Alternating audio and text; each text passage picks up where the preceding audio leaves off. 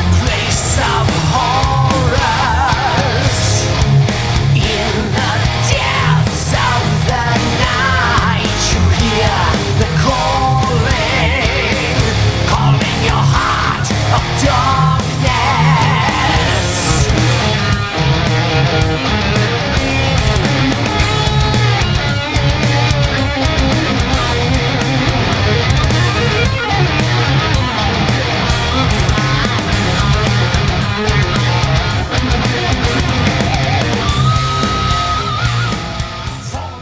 Hello, Freaky Frighteners. You got the Brewster here for another episode of Brewster Vision presents Brewsteria. And I am graced with a very special treat today. I'm proud to present Jennifer Babtist. My very first interview is back for round two. Jennifer, how you doing, honey? How you doing, Brewster? I'm so happy to be here. Thank you for asking me back. I'm really tickled. I really love talking to you. She's not just saying that. I have text messages to prove it. So she's not just saying that. To all the haters out there. Yeah, with the those little hearts on the comments. And you send me these great jokes. I really. I'm glad you appreciate them. I'll keep sending them to you. So I ran into you back in October at Cinema Wastland. I didn't even know you were going to be there. Yeah, interesting. So I don't know. I don't think they advertised very much. I've heard. But it was really fun. It was really fun to be back in Strongsville, and I really did. I enjoyed Cinema Wasteland. Was awesome. I mean, everybody probably thought I was crazy because I'd walk in playing music every day. You wouldn't know that because I would play music every time I walked in before the doors would open. And I'd just be like dancing, coming in, waving to everybody. Hey, come on. And do you know, oh gosh, what, Hot Chocolate? I do not. Oh, that's a discussion. Funky music. Okay. Yeah, it's great. It was a great theme song. So I like to pick my theme songs. Do you have little theme songs like when WWF wrestlers walk into the arena kind of thing? Yeah, arena kind of thing? That for me. like for instance, for Arabella with Crazy Clowny, I had put together a whole song list, but in particular, I had a Rubber Rodeo song that was my favorite. And I don't know, the character just spoke to me through the music. And I was like, okay, this is Arabella's theme song. So, all right. So you mentioned Hot Chocolate was like funk stuff, but the one I sent you of my previous band was definitely not funk. No, it wasn't. And I mean, so I'm a huge fan of all kinds of genres, and I actually really like death metal. I mean, Nice. I like so garage punk. When I was a kid, I was born and raised in Orange County, and I used to ride my bike to a local theater in Newport Beach called the Lido. Okay. And they would play surf movies, and they would have this crazy music to, like these huge waves. And so I just kind of sit back and listen to the music, and it was just all these guitar riffs and really, really cool stuff. That's what I wanted to talk to you about is like, are you familiar with like surf punk and, all that whole genre of music? I couldn't tell you any names, but I do have a lot of friends in the punk thing. One of my good buddies, Tiki, he actually he's the one who introduced us. He put on that little thing. Tiki? Yes, Tiki. Tiki's my Pookie Bear for sure, 100%. We'll give him a little shout out here. Actually, should write down that time for promo. He put on some events prior to the one we met at, and there was a lot of punk bands playing that night. One I wish I caught the name of because a lot of their songs were based off of the Cthulhu mythos, if you're familiar with that. I'm not. Oh man, H.P. Lovecraft was the shit, man. There's a couple Metallica songs based on some of his works. Of course. So I'm talking about not just punk, but surf punk. Mm-hmm. So that's a whole other instrumental kind of a way to deal with music, and there's a flow to it that's very wave-like. Mm-hmm. And Not like I'm like a big surfer or was a big surfer, but I did surf. And there's this, I used to body surf and also board surf. And when you catch the wave, you're caught into this thing that's bigger than yourself, this flow of things. Yeah. And that's where the music kind of goes. So there's this, for me anyway, that's what it evokes for me, is catching waves of just Yeah. that, because it's so fast, it's so split second, and you're like on it and you're in it, and it's great. I can understand that to a degree, because me and my close group of friends around here, we're into what's called power metal. It's like real fast, heavy guitar riffs, fast drum beats, but the vocals are more reminiscent of 80s high pitched screaming. Oh, I like that. And I'll have to send you some stuff here. But when you go to the concerts there's one band who I'm huge into, and I will definitely send you some. It's called Primal Fear. And every concert I went to of theirs, the vibe is always the same. It's like, because one of their songs is called In Metal We Trust. And that's kind of like the whole vibe that the audience always has together. We're all here together for whatever reason, just to rock out and have a good time, Yeah. and you just kind of forget where you're at and whatever's going on before and after the concert. You're just there and just have a few drinks, loosen up a little bit, and have a good time, So let me ask you a question. I mean, so when I'd go to clubs and dance and, kind of punk out, we dance and go crazy. And Yeah. you guys do that? Not at metal concerts, but when the video I'd sent you of when I was on playing bass guitar, I will well, I call it dancing. I think it's more of an Elaine full body dry heave set to music, but I do try. No, there's definitely a physicality in it, and that that head twist was cool. Oh, the windmill. Yeah, that did me a lot of damage. Oh, that was great.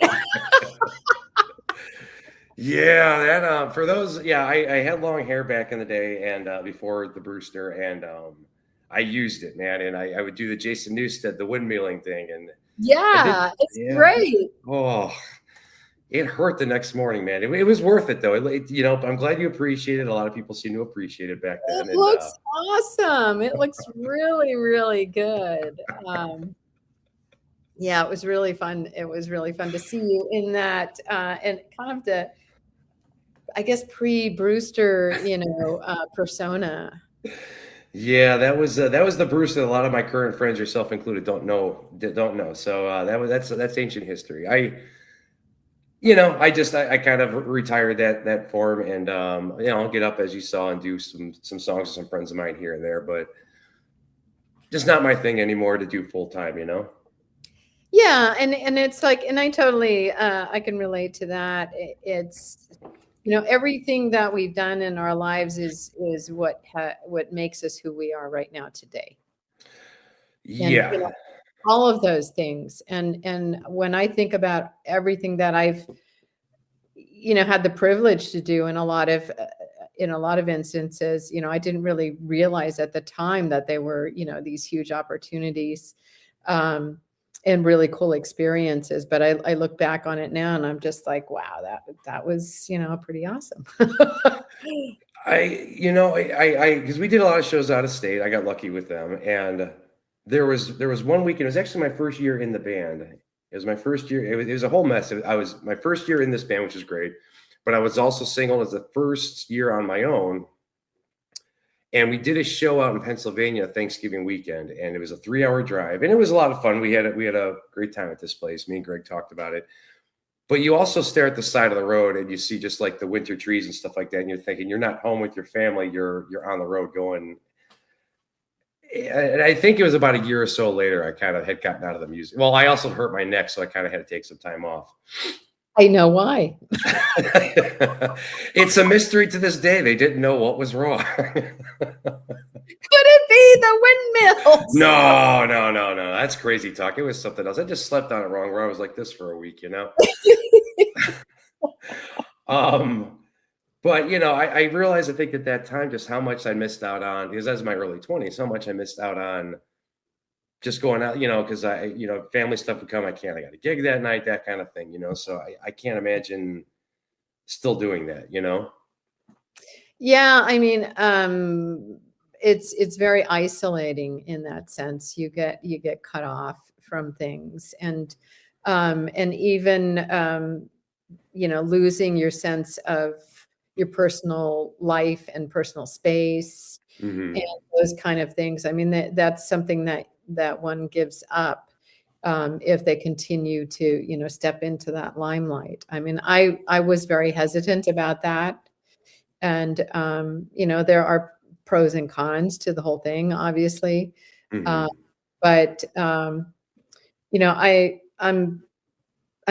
really happy to be kind of back into things again, Yeah. because really fun. I kind of found my flow back into it again. I did a stage play back in November, right after Crazy Clowny shot. It was like kind of a lot of things that happened back to back. So I did Crazy Clowny work, and then I hopped on a plane and came out to Strongsville for Cinema Wasteland.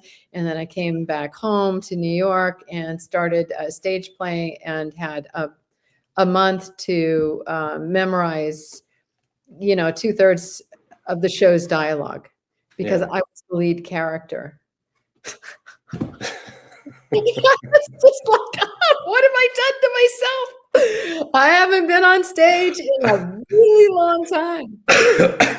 I mean, talk about performance anxiety. Oh my gosh. So we get into the space. We have this really short time. We really need twice as much time, but it was just the way it was. The performances were already booked, and I was stepping into another actors who had to leave because of work. I was stepping into the role. So we get to the space, and this is repertory theater. This isn't like Broadway or anything. What's So the difference? yeah, exactly. So we get to the space, and the first night we rehearsed in the space, and I swear, my mind went blank. It was like blank. It was awful. It was like the worst thing I ever. And my poor castmates, they were just like, I could see like, oh my God, like written on their faces, like, she's the lead. What? They were freaking, they were holding it together like, that kind of rictus smile. That, Mhm. oh fuck. Oh my God, we are so fucked. So one of the cast members had Xanax, so I took a Xanax. Oh, Jesus. He took a Xanax, and then I got through the rehearsal. And I thought, okay, what the hell is going on here? Yeah. Why am I freaking? I want to do this. I'm here. I want to be a part of this. I really enjoy this. I really like this. So, for me, it was like this fear of failure. And it was like, well, okay, we've been there. Thank God there wasn't an audience. So, I really had to do some internal searching to find out, okay, what am I afraid of? Mhm. Am I afraid of doing a good job? Am I afraid of really having a good time in this? I mean, it's scary, Yeah. um, but at the same time, it's like, okay, what is this fear about? It's facing that fear, Yeah. and it's hard because it's not like it's a tiger coming at you to attack you so that you know what it is. Yeah. It's a thing that I didn't know what it was. And I think for me, it just came down to, self-confidence, self-belief. Mhm. And Yeah. once I really kind of had that talk and said, okay, you have worked really hard. This is a great role for you. I gave myself a pep talk and just worked my ass off. And opening night, it was like the most perfect day. It was Yeah. perfect. I had a second callback in the city. I went to the city for a commercial thing. I came back. I went straight to the performance space. We just knocked it out of the park. It was awesome. We had a really great receptive audience. It's live theater. I guess I'm not a musician, so I don't know what the comparison is to that. But when you have an audience, you feel that their energy.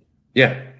And it's like in a play setting when you're creating with words, you find those moments where the audience will think it's funny, and it's this energetic exchange. And I forgot how much I was like literally jonesing for that. It was so cool. Oh yeah. It was so, and my castmates they were like, "Thank you, thank you so much. You were awesome." I was like, "Yes, I remembered all my lines." Thank you. You didn't even need the Xanax at that time, did you? I did not. I kind of. She was so kind. She said, "I don't know. You want another one?" I said, "I'll hold on to it." It was kind of like my Bubba blanket, in my purse of like, okay, well, there is a pill if I need one. and then, I don't know. Does everyone talk to themselves? I do, but I get lonely. And me and the cat. So Yeah, me too. So I'm having this discourse with myself and going, this is really pathetic. You're carrying around a pill? What? And then I started laughing, and we had a great night, and I gave her back her pill. I said, "I'm good. Thank you so much. I just needed to hold on to it until tonight." So that Xanax pill was your lucky rabbit's foot, is what you're saying. I think so. Yeah. I hadn't put it so concisely. Thank you. That was good. Yeah. I'm here to entertain and inform, so I've got you covered there. You do. Thank you so much. Well, I can relate to that because when I played in a band or whatever, or even just getting up and doing some tunes with some friends of mine, I know a lot of the audience or whatnot, so they're always like, "Oh shit, Brewster's on stage" or whatever. So the phones are out and people are like giving me fist bumps and stuff. And you do feel that energy because they're egging you on, and you're just like, it's a huge fucking vibe, Yeah, it's so cool, and it's something that I missed. I hadn't been on stage in a long time. You don't get that in film work, and it's just you do with your fellow castmates and crew, but it's not the same as like a body of people that are just watching. It's a little bit different, but I super miss that. And actually recently I've been putting together a retrospective reel that I'm going to put up on IMDb of, of Toxic and Classic Nukem High and Lily in Love. I have a scene with Christopher Plummer and Maggie Smith. Oh shit. Which is, oh shit, was so cool. I got nervous. Oh my God, I'm like touching my hair. I was like, oh my God, I can't believe it. And then I did this other film, Goodbye New York, with Julie Haggerty, which is really fun.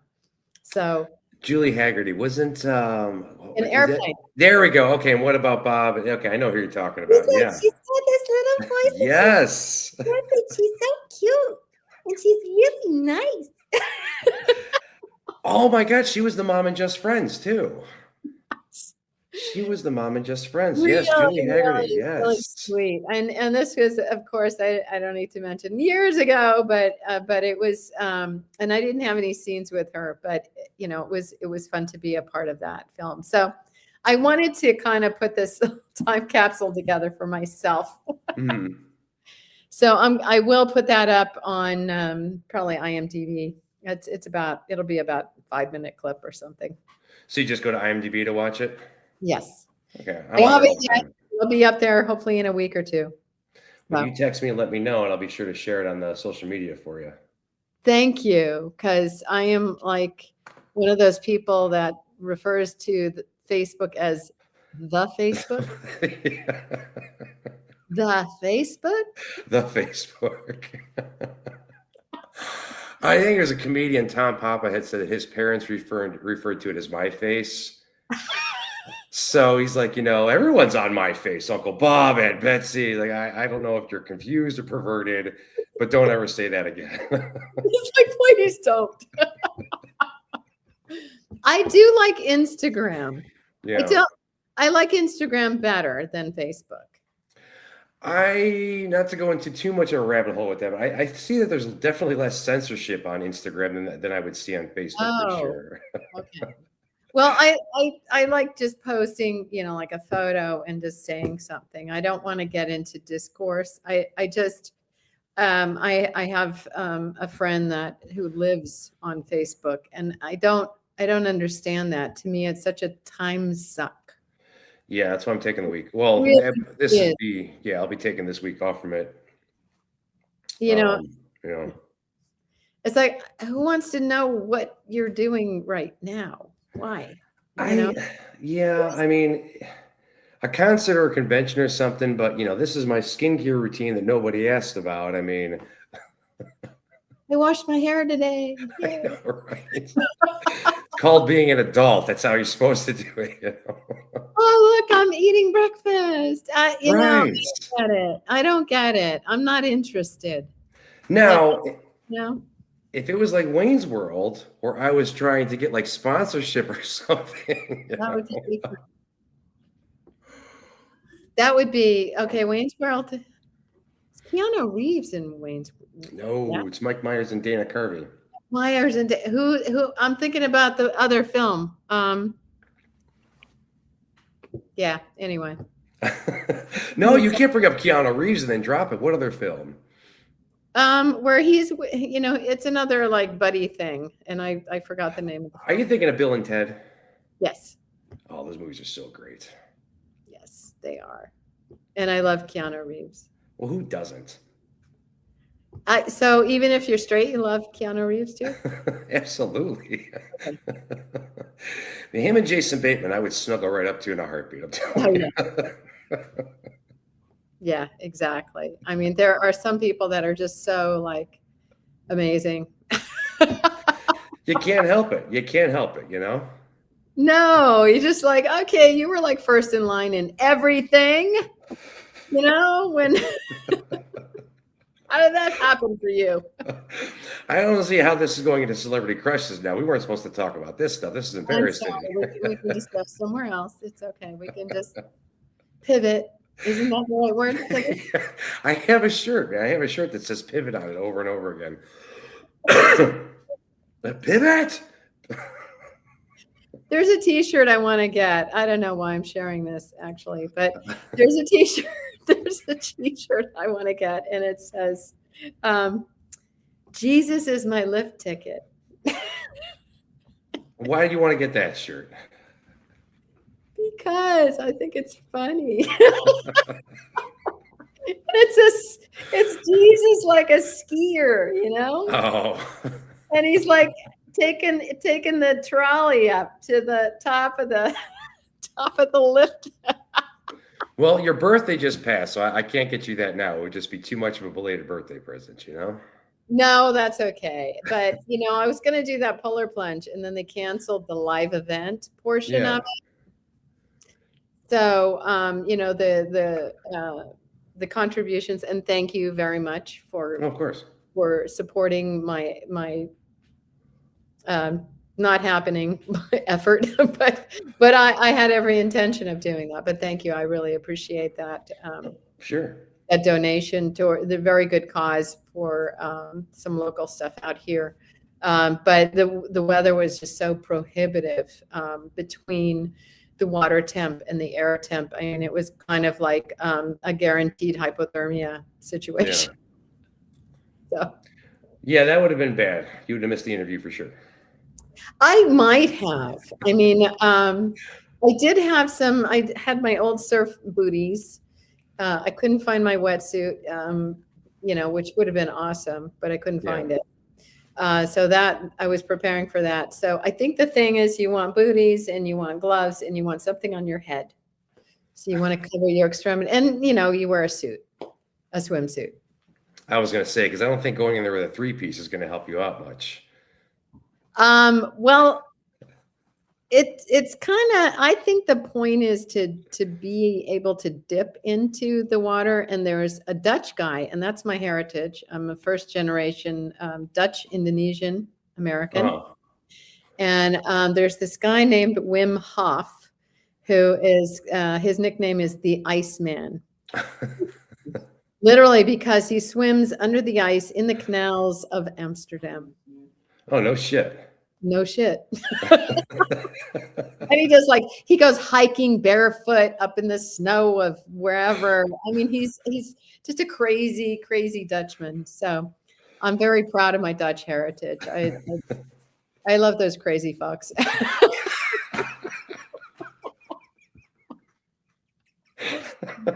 I remember my first tattoo I got in Amsterdam. It was just so cool, you know? It's great. I mean, when you go get a tattoo, you got to go places.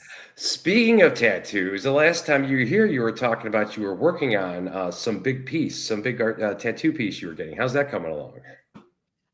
Well, I've got the two pinup girls on my outer legs. So that is, we'll have to see what I do next. But I have my character Wanda Zilch from Toxie on my left calf. And then on my right calf, I have Bunny Jennifer, because I was a Playboy bunny. And I remember that. a photo of myself, and I asked my tattooist, who's awesome, by the way. Her name is Phoebe Acito at Here's to You Tattoo in Ithaca, New York. A little shout out. Yeah, she's great. So we did that. So I know that something else is coming. I just don't know what exactly.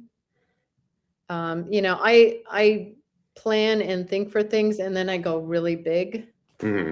I'm not like the kind of person. I mean, I did at the very beginning. I got a few smaller tattoos, but at this point in time, I'm very committed to large pieces. And I also like to tie things together. Excuse me, together. Like I have. I'm just gonna sip some water.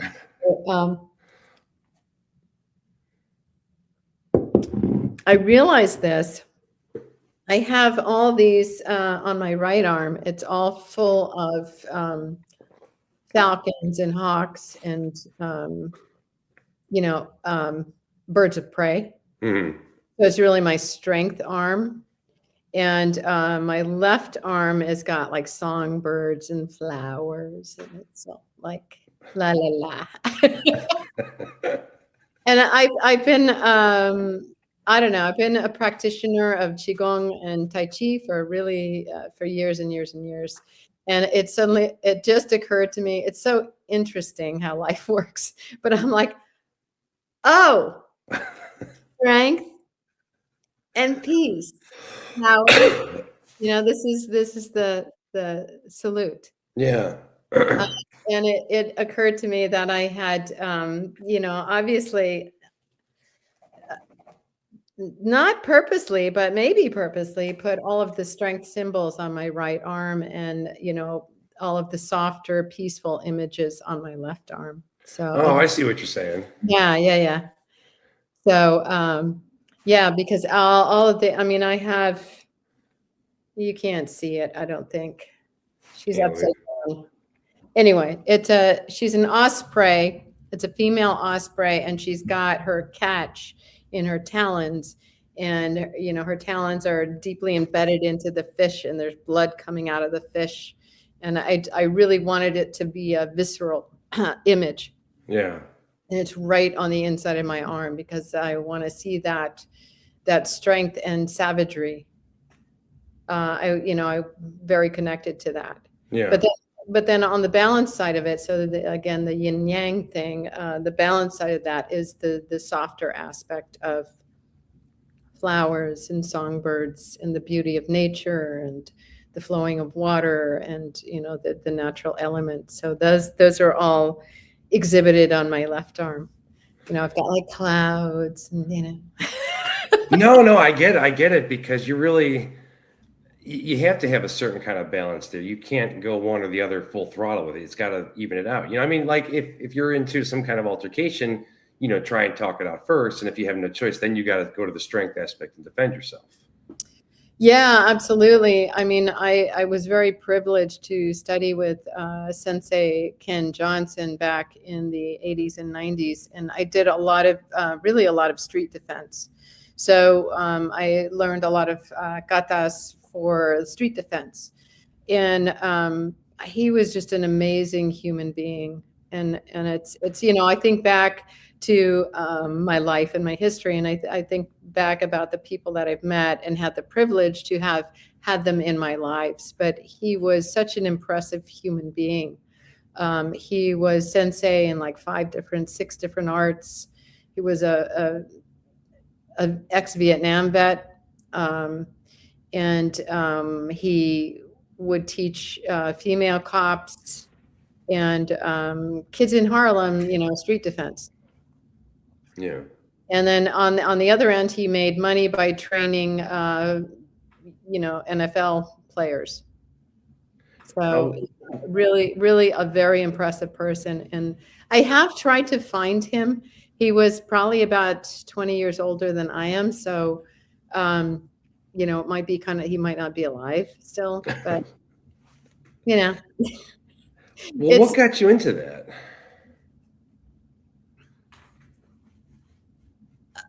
Kung Fu. Yeah. Oh, that's right. You did mention you liked action movies.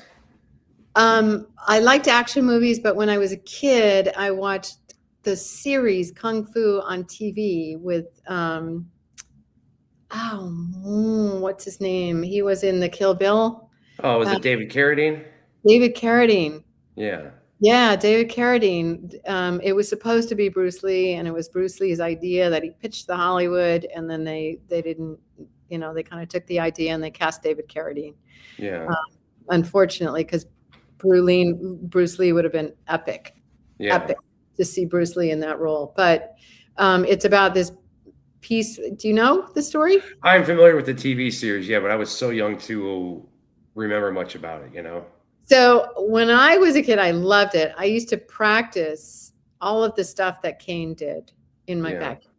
Like I walked on rocks and I would balance and I would take a stick and I would twirl it. And I would do all these things, you know, that, so I don't know, it spoke to me inside somehow intrinsically. Yeah. I don't know. And at some point I thought, oh, I want to get those. I want to get those burn marks. I don't know if you remember this, but he had to pass a test and he had to pick up like this kettle that was full of burning embers, and it had a dragon cut out on one side and then some other figure on the other, maybe a panther, and he had to pick it up and carry it and hold it, and it was burning on the insides of his his arms. It was burning in the imprint. Yeah. So it was a pretty interesting thing. Yeah, he was branded. Yeah. But he was branded as in a positive thing, that he passed this tremendous test. Yeah. So I don't know. Something I really connected with as a kid, just something primal. Yeah. Well, the walking on rocks thing, I mean, that basically once your feet kind of the skin on your feet and stuff kind of adapts to that rocks and stuff, so your feet actually become tougher for doing it, right? Absolutely. And then I would balance on one foot, and I, you know, like the stick thing, like I don't even know where that came from. I was like, okay, maybe I was just a weird kid. I don't know. Well, all right. So a couple of years ago, me and my buddies were up at the local mall, and they had it was Christmas time, so they had a bunch of different surrounding counties and state or cities or whatever police departments up there. Was kind of like they had police dog, and there was like a juice bar and stuff. It was just one of those things that they got together to do for the holidays kind of thing, you know. And a buddy of mine I was with was actually a cop, and so we were talking to some of the guys, and they had some beanbag tosses, and they had one where you put on a pair of glasses and it was supposed to disorient you, like it was like something. They had the lenses crafted so that it was like you couldn't see straight, you know, kind of wobbly. And it was to give off the impression of being under the influence. So I was like, Oh. I'll try it. Let me try it out. And I put the glasses on, put the arms out, did the walk, did the best I thought I could. I took it off and I said to the guy, I'm like, hey, how bad did I do? He goes, dude, it is scary how well you walked. And the guy who gave me the glasses comes up to me and goes, hey, had some practice, huh? I'm like, no, I swear. Oh, no. Swear, knock on. Well, I mean, I watch it these days, but my younger days, phew. And, knock on wood there. But yeah, I never had that. I mean, maybe just because I was sober, like I thought to myself, okay, it's showing me over here. So I'm going to look over here. You know what I mean? One of those kinds of things, up is down. So you George use logic. I did, yes. And if I was under the influence, I wouldn't have used logic. No. So, So you passed the test fairly. I did. But it was just kind of like I felt a little awkward in that moment, They're calling you out like, hey, you've done this before, haven't you? They're like, we got to revamp these DUI tests, man. It's so funny the skill set that comes out of things. I don't even know sometimes how I know things or yeah, just life experience. I guess I don't know. I was the best thing my mom did for me is she took me to the library every 2 weeks. And I remember when I was 13, I was able to go into the adult library and I headed straight for philosophy, religions, and mythology. Yeah. And I started reading the Tao Te Ching. When I was 13, I was just really drawn to that. And I still read it. It's like a really, really cool book. Well, what you mean? What do you want to talk? Because I've been doing a lot of like human psychology kind of, I guess, reading in the past few months, more so than I care to admit. So I am legit interested in this. I mean, what's the book about? It's really based the Taoist religion. It's the point of view of talking about the way of life, and it's called The Way. And it's a philosophy on how to live one's life, and it's poetic. Yeah. So it's set to, I think there are 20 some poems. So there's not just one way to translate these things. And this is from a book that is, very, very old, 2,000 years old. So,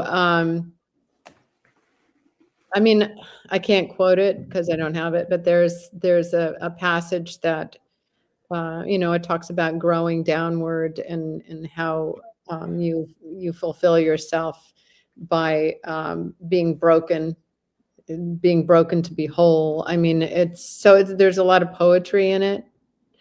I particularly like the Ursula K. Le Guin's translation and commentary. Yeah. The writer, and it has her comments in it.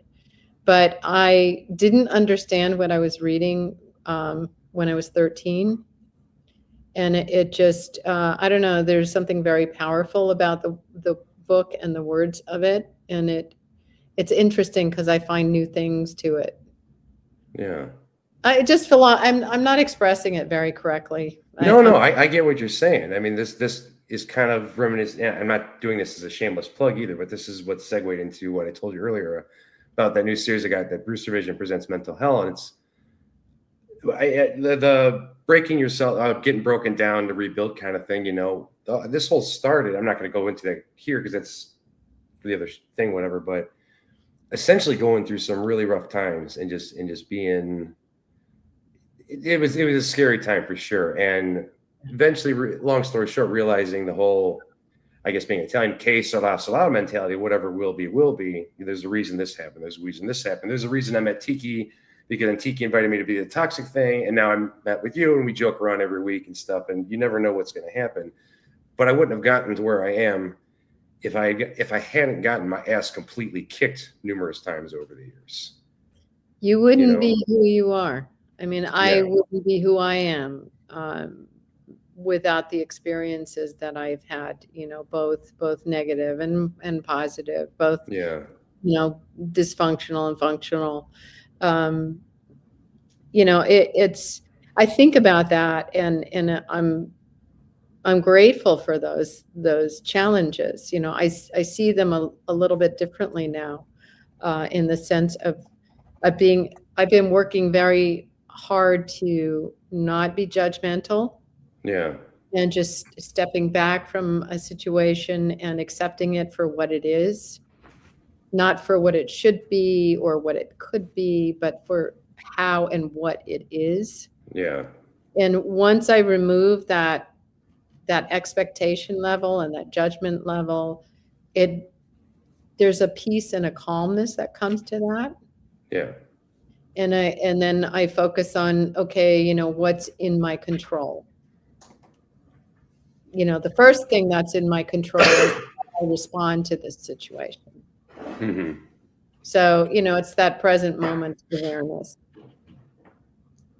And being able to stop and not feel a compulsion to behave in a certain way. Yeah. To step back from that. So, I disconnect from my phone a lot. Yeah. I'm usually not on any electronics till about 10 a.m. because I do Tai Chi and Qigong practice for probably 2 hours a day. Mm-hmm. And then I'll go into electronic stuff, and I kind of look at it for, okay, what do I need to deal with and attend to? And then I put it away again. Yeah. I really try to disconnect and be aware. I also will go outside and listen. Yeah. And look and feel. Something that's outside of the screen on your phone, right? Yes. Yeah. Outside, like outside.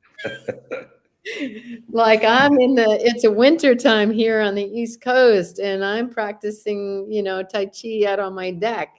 And it's cold, and which is why I thought, okay, I'm ready to do this plunge. I could do this. Yeah. No, it's too cold.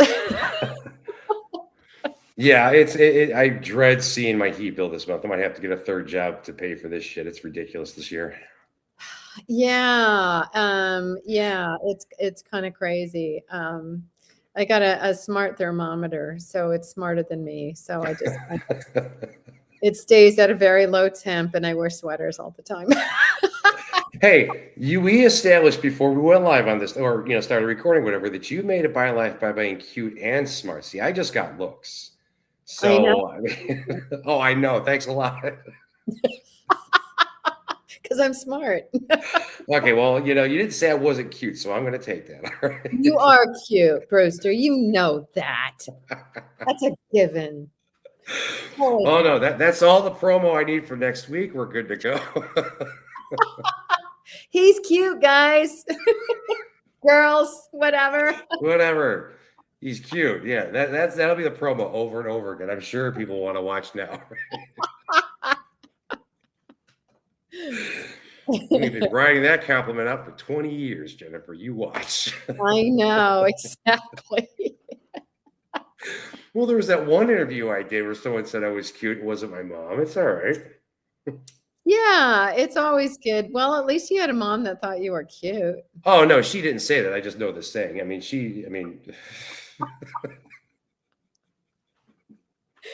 don't know. My mother was crazy. Well, my mom still is crazy. We have conversations about this on the regular. Are they good conversations? Is there any growth there or any change? Well, you're talking to a guy who occasionally has conversations with himself. So, I guess as long as somebody else is present, it's a good conversation. Yeah, and I think it's okay to talk to yourself as long as it's all in, maybe, I don't know. Sometimes I use different voices. All right, I got you beat. So when I first came up with the Brewster profile, I didn't tell anybody what I was doing. Just out of nowhere, people got a friend request, and they were like, they saw my picture on it. We're like, what the hell's going on? But they saw my other profile tagged the Brewster in something. That was kind of my subtle way of saying it's me, Yeah. And I got really bored one day, and I totally forgot I do this. Maybe I'm about due for it, but I literally signed on to both accounts and had a conversation on Facebook. It was, I started it and I had the other profile do it, and then I would respond, and then I went back and forth for a little bit. And most of my friends saw it and just go like, oh, that's, that's so-and-so. But a friend of mine, one of my good friend's wives had messed up. He's arguing with himself on Facebook. Like, oh, She called you out. She did. But I mean, it's funny though. Since you know me now and you saw that, you just be like, oh, Jesus Christ, what is he doing now? I think that's hilarious. I mean, I mean, we all, I think, have those moments. Sometimes they're not moments. Maybe sometimes they're our lives entirely. Well, at one point in there, I literally said to the other profile, because I can't remember what I typed out on that one, but I responded with, dude, you're literally arguing with yourself on social media. I don't want to hear it. Have you ever talked to anybody about this little thing called schizophrenia? She knows. Maybe I saw Fight Club one too many times back in the day. We don't know. That was a really good movie. That is a very good movie. That was a very good movie. I like that movie a lot. I'm due for a rewatch of that one. I had a lot of good points in it too, though, about materialistic things. And like you mentioned with the phone or whatever, we're also super glued to this. The only reason me and you're using this screen right now is because you're not here. I'm sure if you're like, hey, if you're at Cinema Wasteland and we could set up a thing and do a live interview, I'm sure you'd be down for that. You know what? I wish we had, because now that you bring that up with Curse of the Ghost Rider, that's kind of what happened. Yes. I mean, we were at Cinema Wasteland, and Susie McIntyre, who's my celebrity liaison. Oh, Susie Snowflake. Susie Snowflake. Yeah, she's a total sweetheart. I love her to death. She's so awesome. I love that woman. She's great. So she's my girl. She gets me all the convention bookings and things like that, appearances and also film work on independent stuff. So she's an awesome young woman. But she approached me about Curse of the Ghost Rider, and I was like, yeah, let's do that. That'll be fun. Uh-huh. So she had her bit in there as a reporter, and she was pretty nervous about it. So, I saw some pictures. I don't know if she posted them or Johnny did. Johnny Harley. I think Johnny did. Johnny did? Yeah. I did see that she was in there. I was like, oh, that's pretty cool.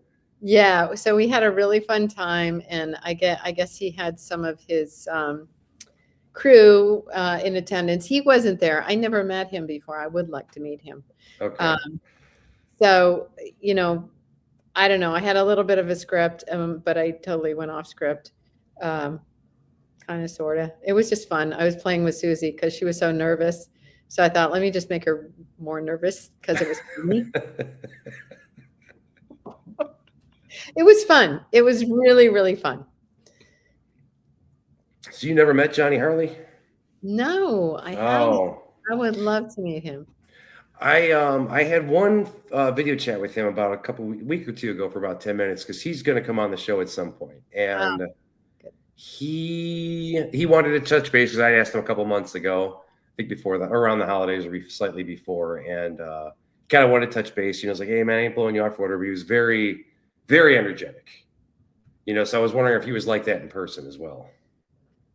Well, Susie Snowflake is very energetic, so I'm sure that, she's the one that kind of pulled me in, and I was like, yeah, sure, that sounds like fun. Yeah. So I'm sure that those two are quite interesting to get in a room together because you gotta have to amp up your listening capabilities. Mm-hmm. Because I don't know, I'm pretty chill, I'm in this place here, and like some people are way up here. I'm like, dude, I'm just good. I'm good. Yeah, I thought I was too excitable when I ran into you at Cinema Wasteland. I was like, you remember me? You remember me? Yeah, and I was like, yeah, of course I remember you. I didn't, Then she whispered to Susie, saying, who the fuck is this asshole? No, I did. I knew who. She didn't. Susie didn't. I told her who you were. Does she know you? Mm-hmm. Yeah, she does know you. Yeah. Yeah, we're Facebook friends, and we met at another convention back in April, I think. And she even checked in on me back in July. There was some things going on. She messaged me directly asking if everything was good. So I know her. Okay, good. Yeah. Yeah. She's one of the kindest human beings I know. She's just really tremendous person and just has so much energy and is so into horror and the Oh horror yeah. genre, and it's so exciting to be around her. It's just great.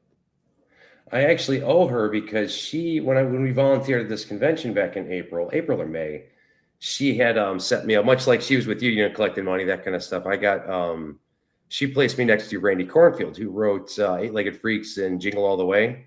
Mm, And one of the funniest fucking dudes I've ever met. I kind of keep in touch with him a little bit and trying to get him on the show, but he is one of the funniest dudes alive. And he did not have a very good time there because, as you know, people want to meet the faces to the actors and stuff. They don't care too much about who wrote what, who directed what. They want to meet, the faces and stuff. So it was basically just me and him for the entire day, just sitting there shooting the shit and just laughing about the whole thing. and you guys got to like commentate on everything.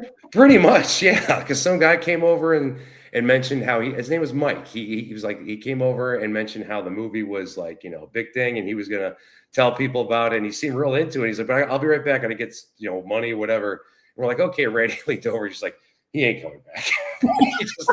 he just took it all in stride. Like, I'm just happy to be here.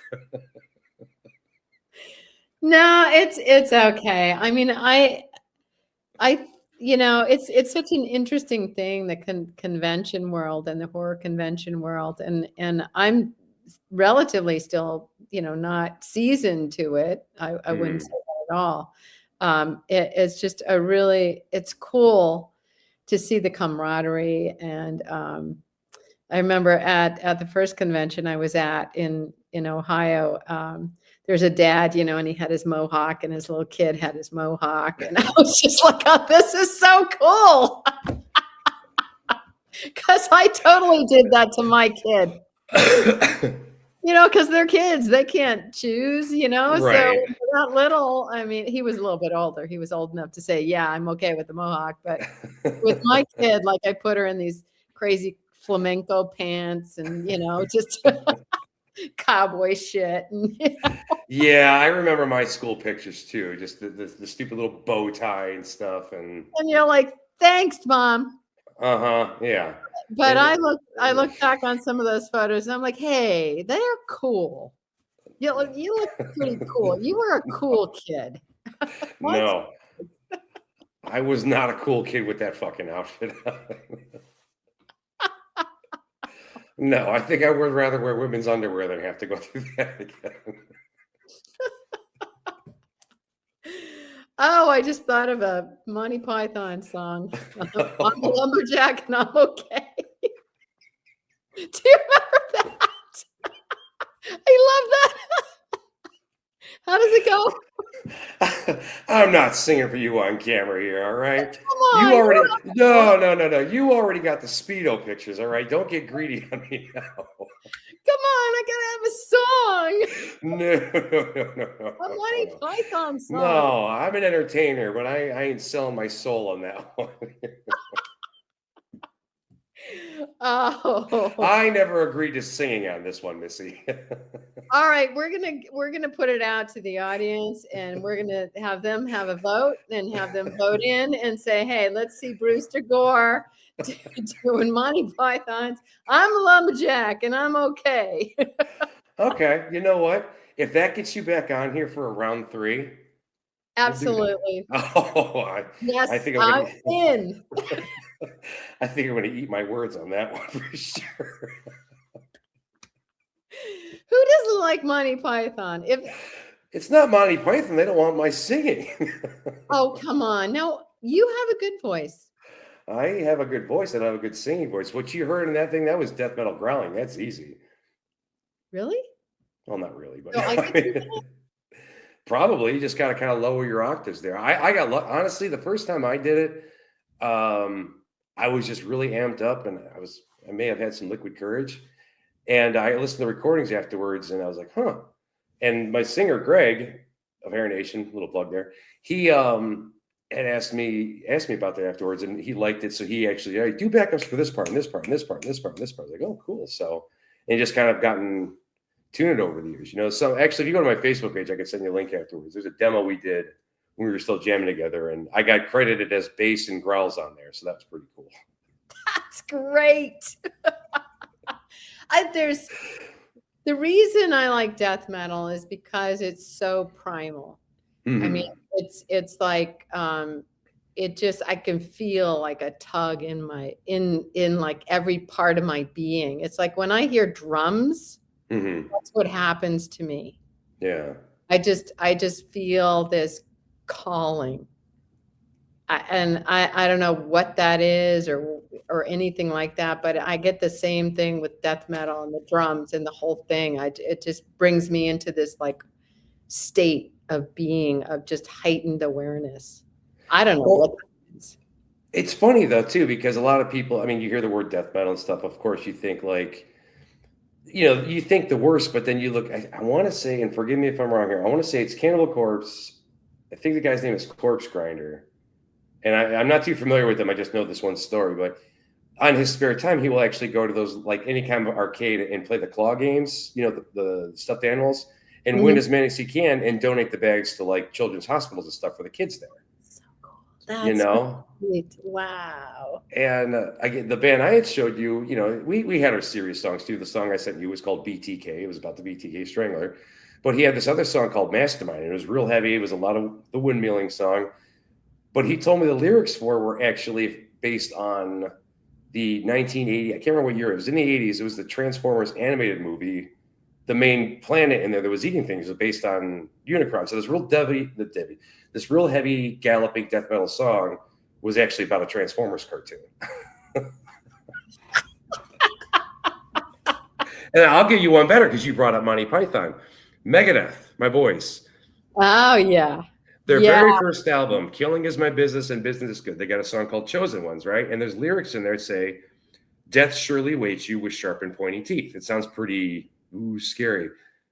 The song, and after you know this and you read the lyrics to it, you're like, son of a bitch, the song is about, I'm not kidding, the bunny rabbit and Monty Python and the Holy Grail.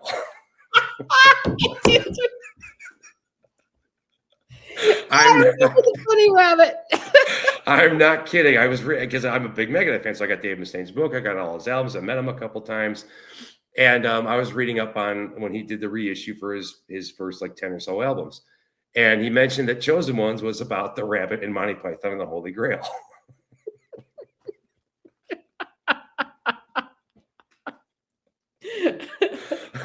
Well, look at the impact and look at the spark that Monty Python has.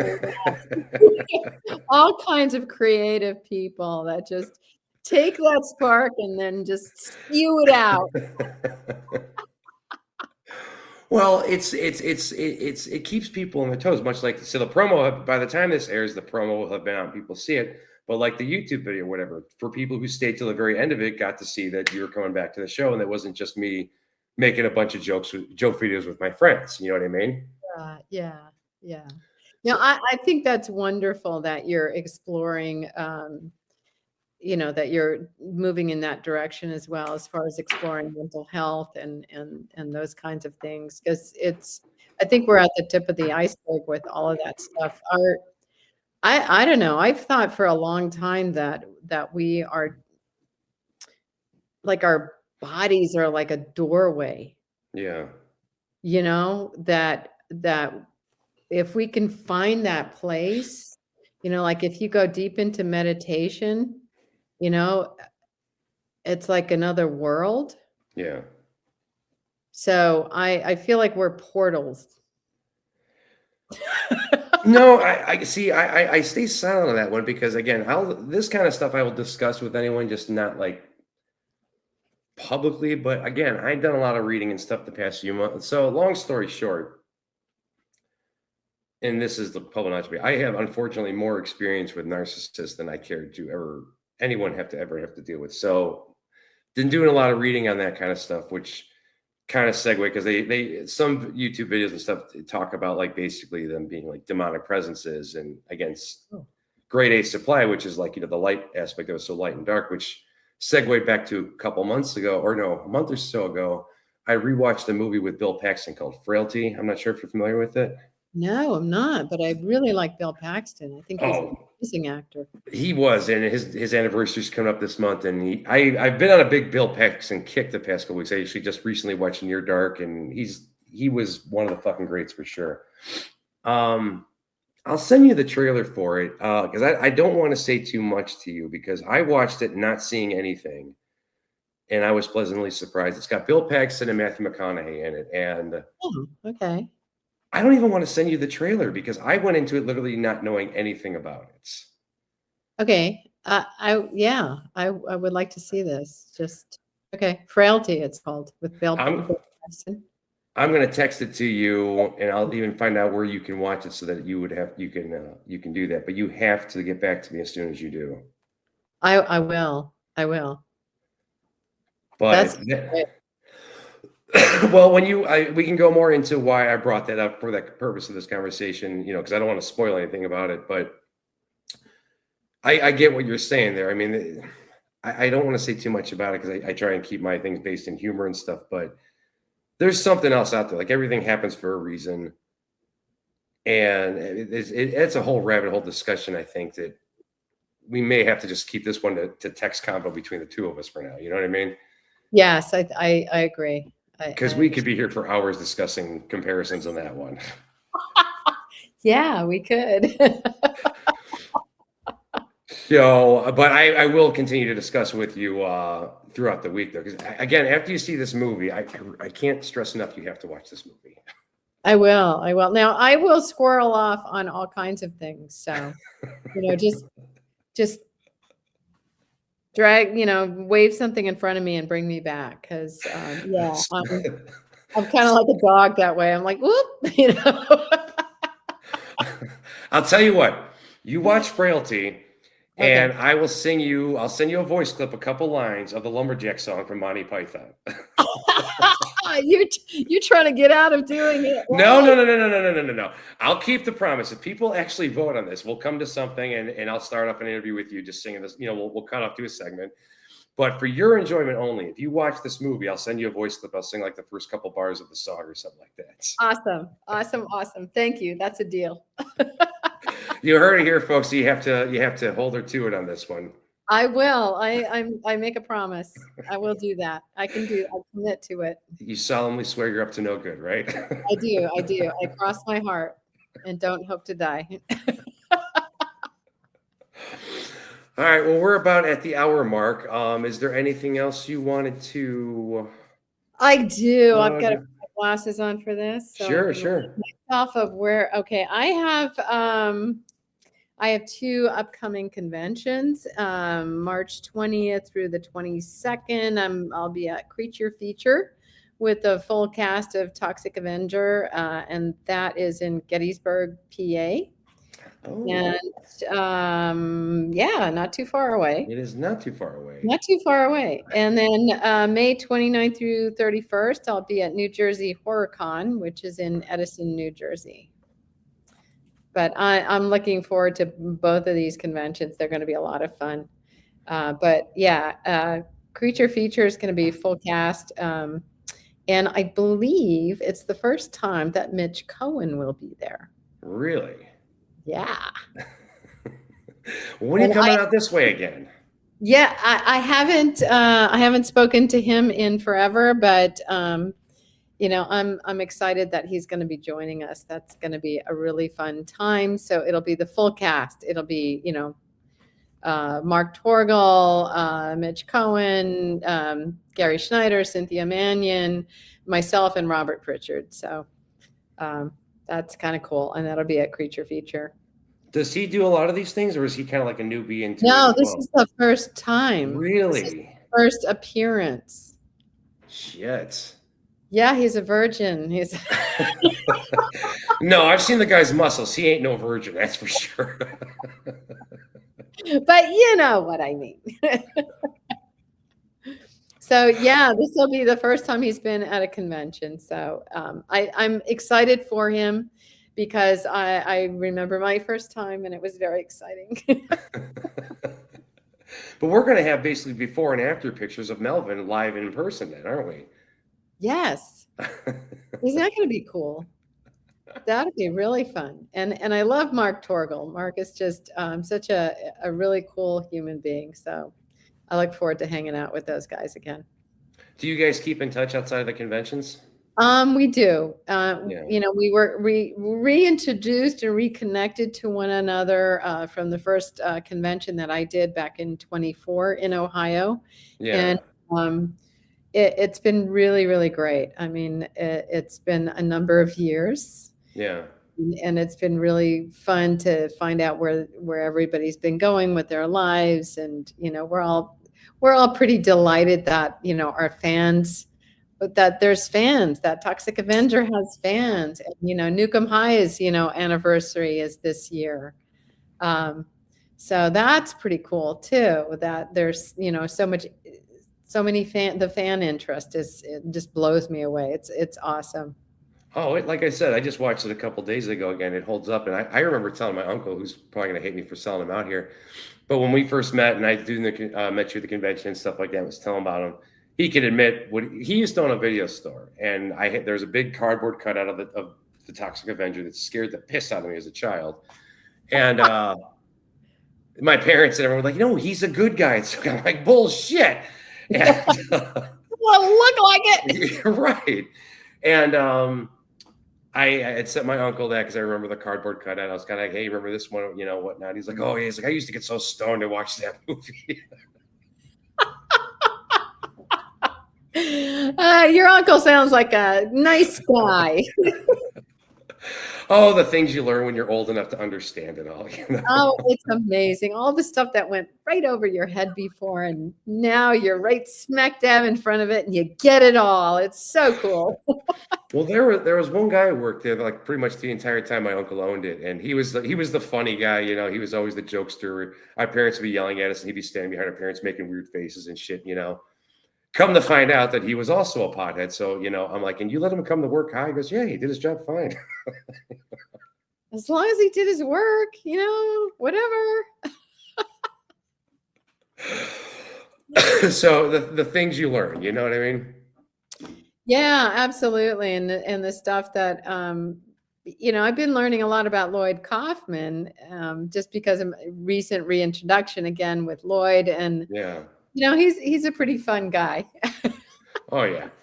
I got, let's see, I met my friend Chrissy back in 2023. It was at Cinema Wastland, of course. And I went there because Cinema Wasteland comes twice a year. So I met her and she sent me some DVDs of movies she thought I would enjoy.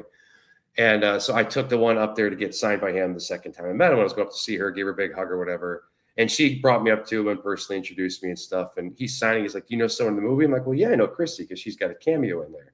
So he signed it. We took her pictures. I'm like, hey, thanks a lot. He's like, you're welcome. And he yells, Brewster! And I was just like, yeah. He's a great guy. I mean, he's awesome. I saw his song and dance in Poultrygeist, Night of the Chicken Dead, where he's wearing a thong. And yeah, he's a trooper for sure. I haven't seen that. I'm not YouTubing that clip. You can find that on your own. I'll find it. I'm sure maybe it's in a meme. I'm sure it is, but I'm not Googling that. No, thank you. One quick I'd story. love to see you in your Speedos. You want to see me in my? Well, you just told me not to send you more Speedo pictures. What the? You got to make up your mind here. Well, I'm vacillating between. You could try something else on. Okay, I guess I can do that. So I'll let you with one story about embarrassing Googling stuff before we get out of here. Okay. Going back to my buddy Greg. I don't remember what the conversation was, but you know, we're immature dudes. It happens. So he sends me a picture. It's of a guitar pick and it says the word dick on it. So he says, I sent you a dick pic, right? But you can't just Google dick pic and expect to find a guitar pick with the word dick on it because you know what you're going to get if you go on Google. So he's like, he follows it up with, Do you know how long it took me to have to find that?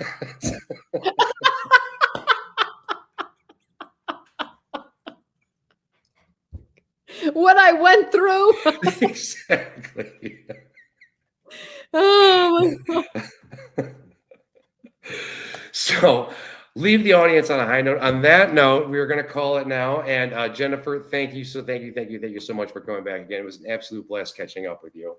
oh, thank you so much for having me, Brewster. I always love chatting with you, and thank you for putting up with my nonsense and silliness. I really always enjoy talking to you, and I will be watching Frailty.